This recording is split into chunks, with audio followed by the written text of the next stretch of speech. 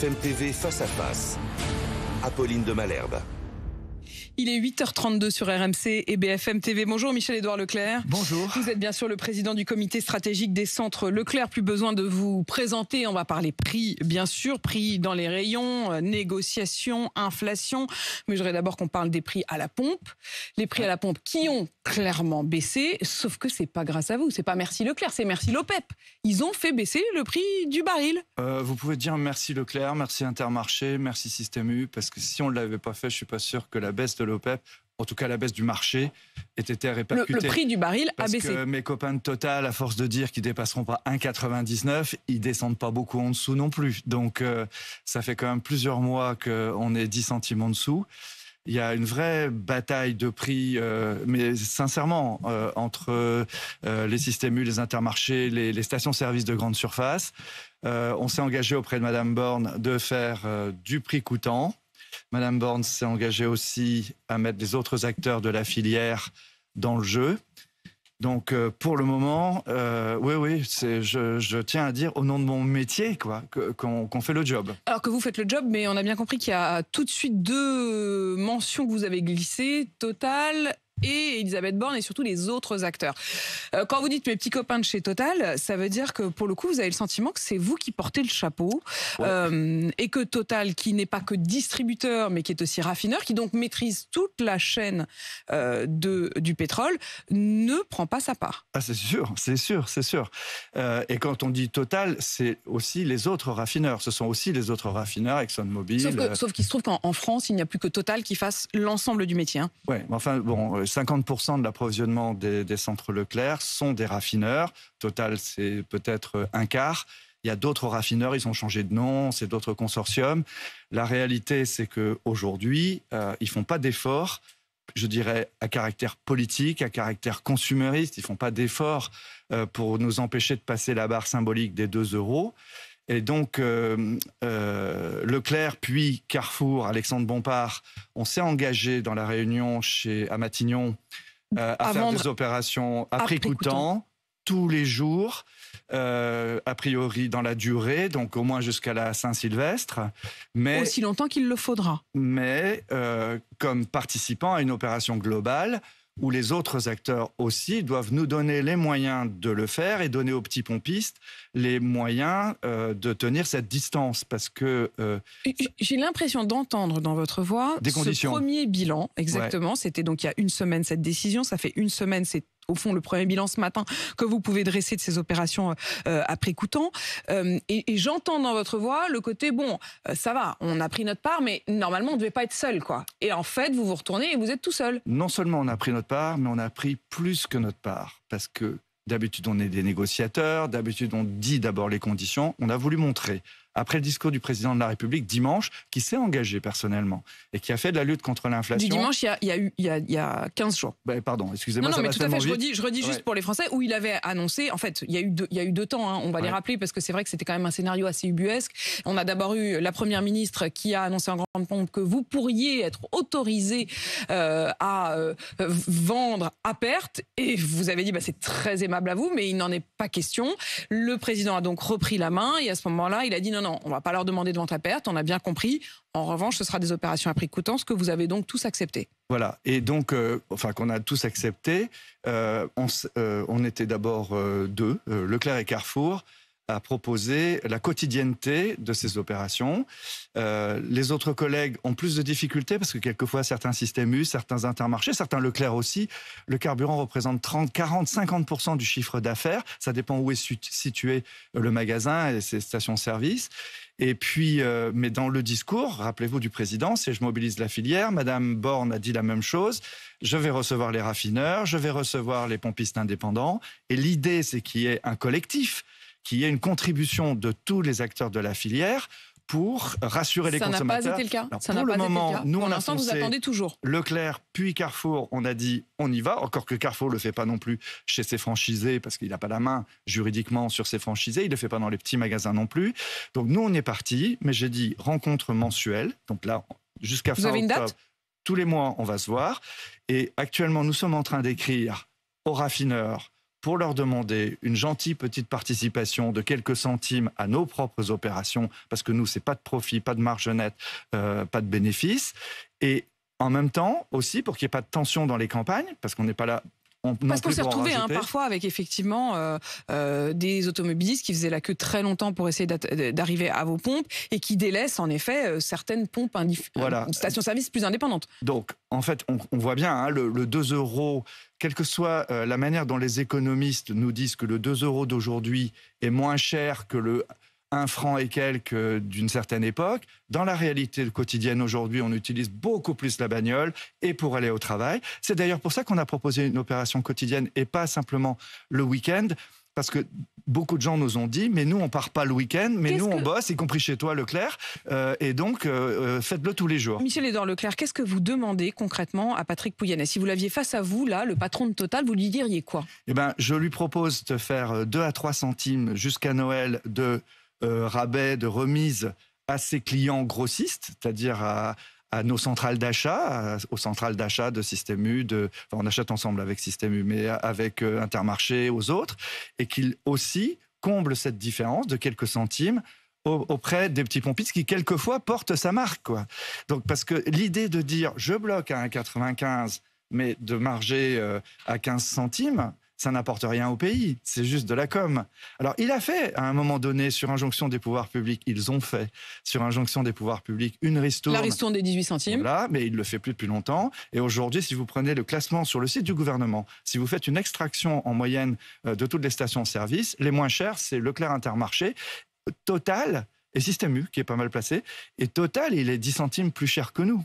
Hein, et Michel-Édouard Leclerc, ça c'est ce que vous dites à Pouyanné, et à Elisabeth Borne, vous lui dites n'oubliez pas les promesses que vous m'avez faites. S'il vous plaît, recevez M. Pouyanné et mettez votre autorité pour obtenir cela. Et on fera le point tous les mois de savoir ce qui a été obtenu, parce qu'il n'y a aucune raison que seule la distribution, qui est en plus qui est le secteur qui prend la plus petite marge, enfin c'est quand même 2% de marge par rapport à 60%, on vend des taxes, hein, c'est quand même extraordinaire.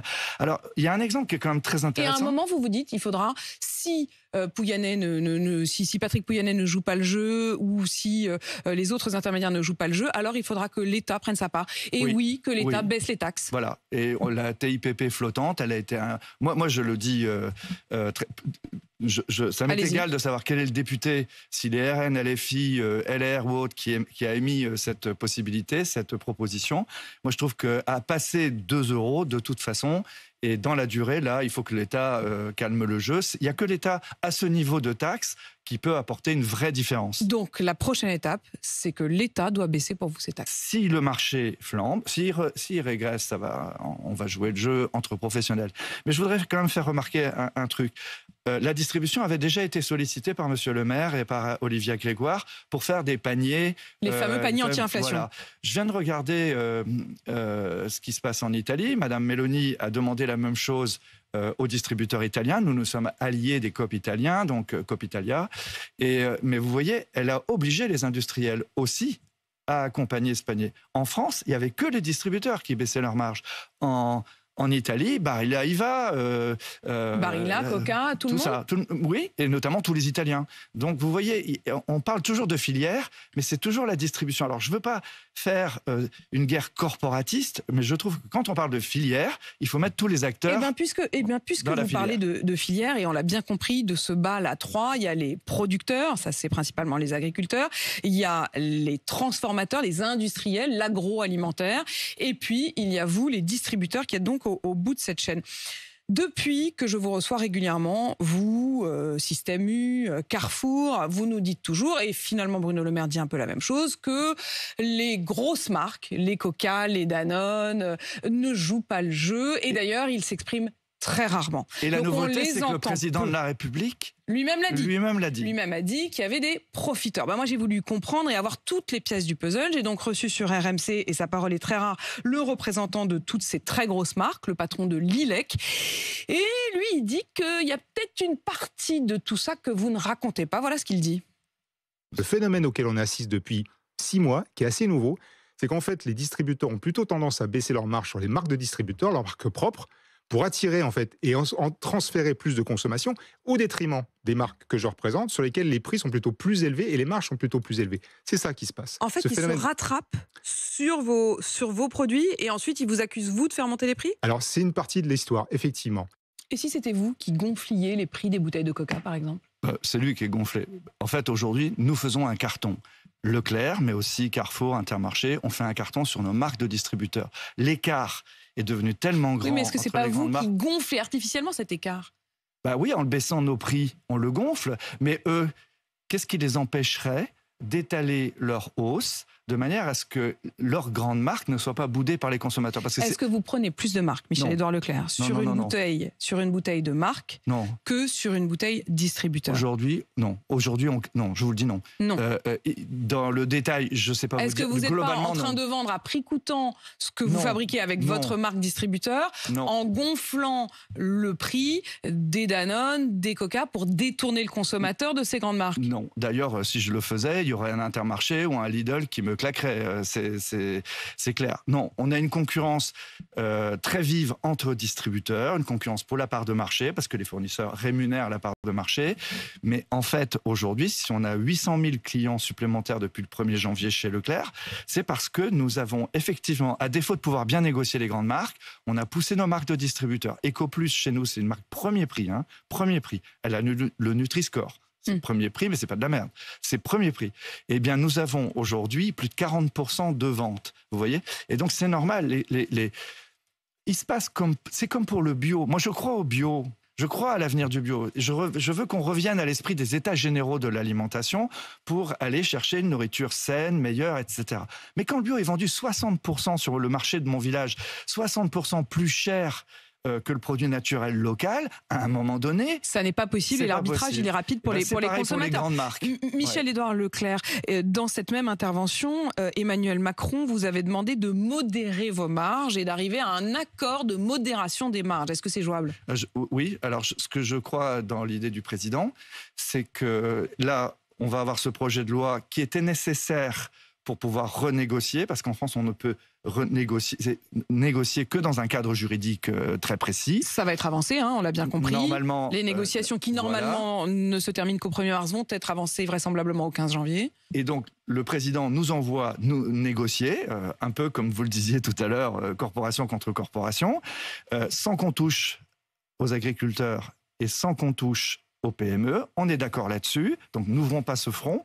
Par contre, le projet de loi qui arrive là change pas grand-chose sur le fond, parce que vous voyez, je vais toujours être obligé, alors là, de marger sur la Badoie, sur le chocolat Côte d'Or, parce que c'est ça, théoriquement, vous savez, on nous a obligés à prendre de la marge 10%, sur des produits vous n'avez pas le droit 10%, de vendre avec moins de 10% de marge. Théoriquement, pour que ça revienne aux agriculteurs. Mais dites-moi par quel miracle l'eau remonte le cours des rivières. Comment l'eau de Badoie va produire une marge qui va arriver aux producteurs d'artichauts qu'on a vu tout à l'heure? C'est du pipeau. Moi, je suis étonné de voir que depuis le temps qu'on en parlait, y compris ensemble, tous les deux, et avec Dominique Schelcher et les autres, comment se fait-il qu'on maintienne au fond une loi qui est inflationniste et qui sert à qui?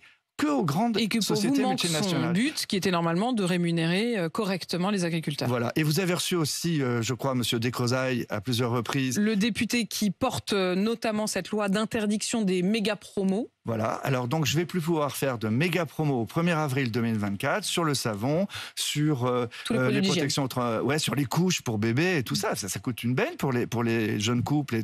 Et en fait, pour qui? Dans l'intérêt de qui? Donc, vous voyez, il y a 2 ou 3 mesures sur le fond. Supprimer les marges bénéficiaires obligatoires qui ne profitent pas aux agriculteurs. Supprimer les textes qui limitent les promos en cette période. Alexandre Bompard a raison. Vous voulez pas vous renier? Oui. Vous voulez pas vous renier? Vous trouvez que c'est trop de lois en peu de temps? Faites juste un moratoire. Un moratoire, et c'est ce que vous demandez aussi, un moratoire donc sur cette loi. Michel-Édouard Leclerc, justement, ces prix dans les rayons, encore un mot de ce qui nous attend notamment pour Noël, avant de voir le comportement des Français sur ce qui vient d'arriver dans les rayons. Déjà, j'avoue, c'est à peine l'automne qu'on pense déjà à l'hiver. Les chocolats et les jouets, l'an dernier, ça avait explosé. Oui. Les prix, est-ce que ça va être le cas cet hiver? Alors ça a moins explosé, mais ça baisse pas. Ça baisse pas. Ça baisse pas. On ne sera pas dans une baisse, on ne sera pas dans un retour à des prix d'avant. tous ceux qui, ministres ou journalistes ou économistes, ont annoncé des septembre verts, des baisses significatives de prix, on ne les aura pas. Il ne faut pas mentir, on ne les aura pas. Que ce soit d'ailleurs sur les produits de Noël, comme pour tout le reste. Ouais, Il n'y aura les pas... trucs qu'on aura... Il n'y aura pas de retour, Michel Leclerc, il n'y aura pas de retour au prix d'avant. Comme on dit chez moi, ce qui a été pris est pris. Quoi. Ça ne reviendra pas en arrière. Dans aucun domaine. Aucun industriel ne nous...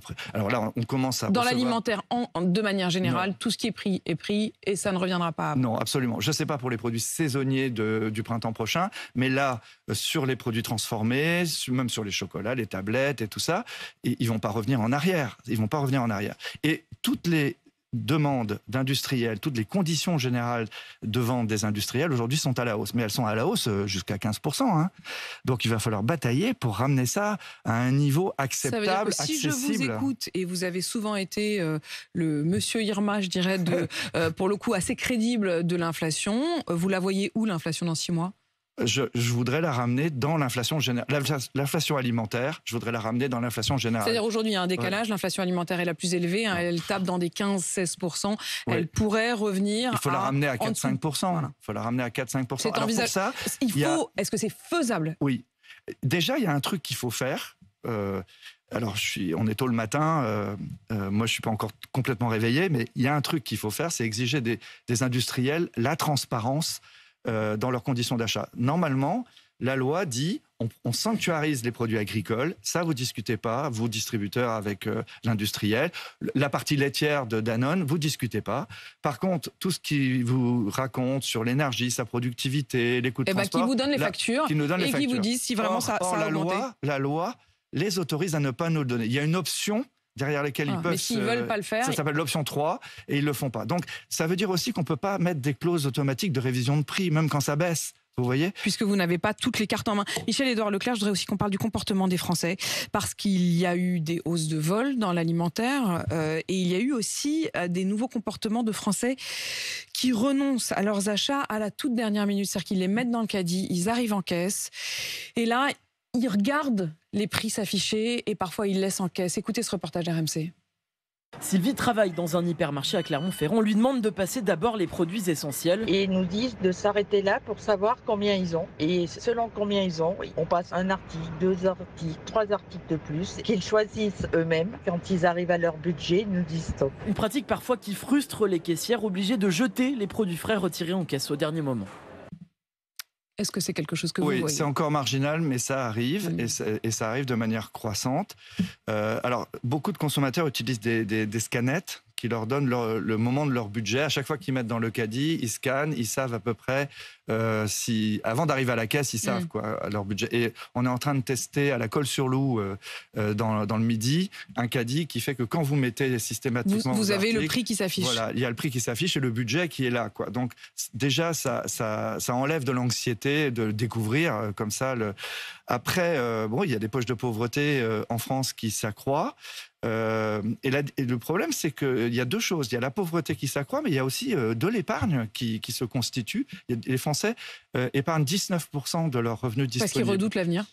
Voilà, c'est une épargne d'anxiété, c'est une épargne de précaution. Alors, entre nous, c'est quand même les plus riches qui épargnent, parce que quelqu'un qui gagne 1700 c'est pas ceux qui laissent, c'est pas ceux qui laissent l'éventuel morceau de volaille qu'ils avaient espéré manger à la caisse. Hein. Non. Alors après, on voit des changements de consommation quand même. Par exemple, la viande, alors qu'on a poussé dans le cadre des États généraux les agriculteurs à faire de la bonne viande, des races à viande, etc. On voit aujourd'hui que la viande sert plutôt d'ingrédient que de plat principal. On va faire des pâtes avec du steak haché ou avec à la bolognaise. On va faire. Il y a beaucoup comme ça de transferts. Alors, il n'y a pas que l'inflation qui est à l'origine de ça. Hein. Il y a aussi un concept de sobriété, il y a aussi un manger autrement. Sauf qu'en ce moment, tout ça s'additionne. C'est une déconsommation, comme disait votre confrère de Carrefour, déconsommation le plus souvent subie. Une des conséquences, c'est aussi que les bénéficiaires des Restos du Cœur, par exemple, sont de plus en plus nombreux. Les Restos du Cœur qui continuent à tirer le signal d'alarme, qui disent qu'ils vont devoir encore refuser des bénéficiaires en novembre. Est-ce que ça fait partie des choses dont vous vous dites, nous, Leclerc, on peut peut-être faire quelque chose ? Oui, alors on passe par les banques alimentaires, parce que ce sont les banques alimentaires qui sont organisées pour collecter avec des camions de frais et tout ça. C'est pas si simple de ramasser de la marchandise. Et donc, on donne aux banques alimentaires l'équivalent de 23 millions de repas. Carrefour, je crois, on donne aussi. La Fondation Carrefour doit donner dans la même grandeur. Donc, c'est avec eux et surtout au niveau local qu'on regarde, qu'on ajuste, quoi. Mais c'est vrai que cette année, ça doit être particulièrement important. Et douloureux. Michel-Édouard Leclerc, merci d'être venu faire le point ce matin sur RMC et BFM TV. Je rappelle que vous êtes le président du comité stratégique des centres Leclerc. Il est 8h52 sur RMC BFM. Mais on va quand même faire baisser l'inflation, hein. Oui, enfin, j'ai bien compris que ce serait non, pas mais tout de suite, mais on va le faire. On va le faire. On va le Très faire. bien. Dernier mot.